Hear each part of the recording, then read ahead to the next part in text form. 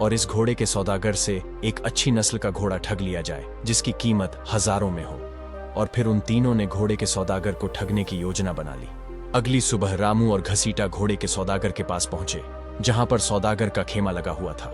रामू सौदागर के पास पहुंचा और कहने लगा, मुझे एक बहुत ही अच्छी नस्ल का घोड़ा चाहिए, कीमत चाहे जो भी हो मैं देने को तैयार हूं। और साथ ही उसने अपने साथ आए हुए घसीटा का परिचय देते हुए कहा, ये मेरा भाई है जो कि बेचारा आंखों से अंधा है, यह भी मेरे साथ चला आया। सौदागर ने कहा, आप लोग चिंता मत कीजिए, मेरे पास एक से एक बेहतरीन नस्ल के घोड़े हैं। और फिर सौदागर ने उन्हें एक बहुत ही बढ़िया घोड़ा लाकर दिखाया और कहा कि इस घोड़े की कीमत हजारों में है, क्या आप इसे खरीदना चाहेंगे? घोड़े को देखते ही रामू मन ही मन सोचने लगा कि सचमुच घोड़ा तो बहुत ही शानदार है। उसने सौदागर से कहा, मैं घोड़ा खरीदने से पहले एक बार इसकी सवारी करके इसकी रफ्तार और उसकी चाल देखना चाहता हूँ।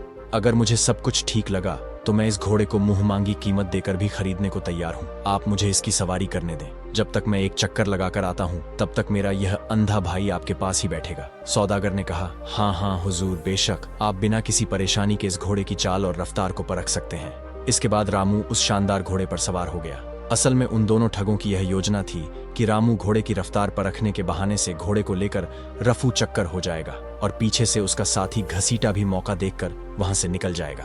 रामू ने घोड़े को ऐड लगाई, घोड़े ने दौड़ना शुरू किया। रामू मन ही मन में बहुत खुश हो रहा था कि चलो मेरा काम बन गया, घोड़ा अब मेरे कब्जे में आ गया। घोड़ा को दौड़ाता हुआ रामू जैसे ही कुछ दूर कर गया कि तभी अचानक घोड़े ने उछलना शुरू कर दिया और वह बुरी तरह से उछलने लगा। वो तो रामू के काबू से बाहर हो गया था। उसने रामू को जमीन पर पटक दिया। बेचारा रामू बुरी तरह से घायल हो चुका था। जब तक उसने होश संभाला तो देखा कि उसके चारों तरफ कोतवाल के सिपाही खड़े थे और उसके सामने वह सौदागर खड़ा था जिसका घोड़ा वह चुरा कर लाया था। सौदागर ने मुस्कुराते हुए रामू से कहा, क्यों रामू उस्ताद, आज तो तेरी ठगी तुझ पर भारी पड़ गई ना? तुझे क्या लगता है तू मुझसे बच जाएगा? उस दिन तू बच गया था पर आज नहीं बचेगा।